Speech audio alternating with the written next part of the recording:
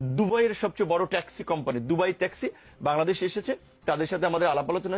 দুবাইয়ের সবচেয়ে বড় কোম্পানি ট্যাক্সি কোম্পানি বাংলাদেশের সাথে চুক্তি করেছে, বিপি নূরের সাথে চুক্তি করেছে, প্রবাসী কল্যাণ মন্ত্রণালয়ের সাথে চুক্তি করেছে। বাংলাদেশ থেকে 6,000 ড্রাইভার নিবে কম খরচে 1 লক্ষ টাকার মধ্যে।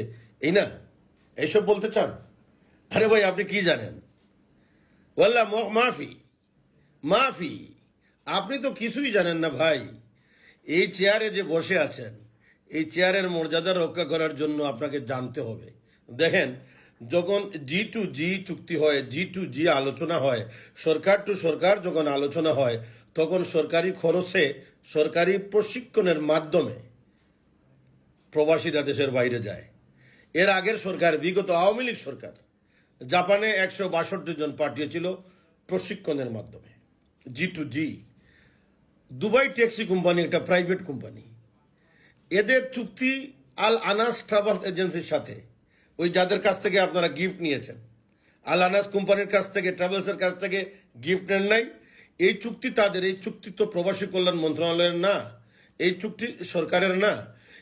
এই ট্যাক্সি কোম্পানি আপনার প্রতি বছর বাংলাদেশ থেকে 6,000 নিয়ে যায়, কিন্তু আমি তো ভিতরের কথা বলছি না। কয় হাজার ক্যান্সেল করে জানেন? আর এই কোম্পানি হচ্ছে একবারে ডক্টর ইউনুসের, সুদকুর ইউনুসের গ্রামীণ ব্যাংকের মতো। এই যে দুবাই ট্যাক্সি হচ্ছে সুদকুর ইউনুসের গ্রামীণ ব্যাংক, একটা এনজিওর মতো। যে গেছে সে বুঝবে। নেড়া বেলতলা একবার যায়, বললাম তো। আপনারা খোঁজ নিয়েছেন, আপনারা এদের সাথে আলোচনা করেছেন, জিজ্ঞেস করতে পারেন নাই যে 8,000 বাংলাদেশিরা এখন আছে তোমাদের কোম্পানিতে, তাদের কি অবস্থা? নতুন যারা যাচ্ছে তারা কয়দিন পর লাইসেন্স পাবে?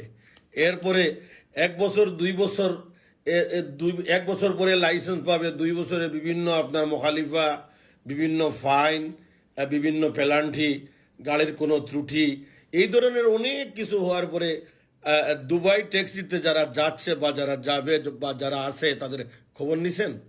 আমি আপনাকে একটা অনুরোধ করছি, মিস্টার নুরুল হক নুরু, আপনি দুবাইতে আসেন। আপনি দুবাইতে আসেন, এই ট্যাক্সি কোম্পানিতে ভিজিট করুন, এই 8,000 প্রবাসীদের সাথে কথা বলুন, তারা কিভাবে আছে, কি সুবিধায় আছে, তাদের সাথে কথা বলুন।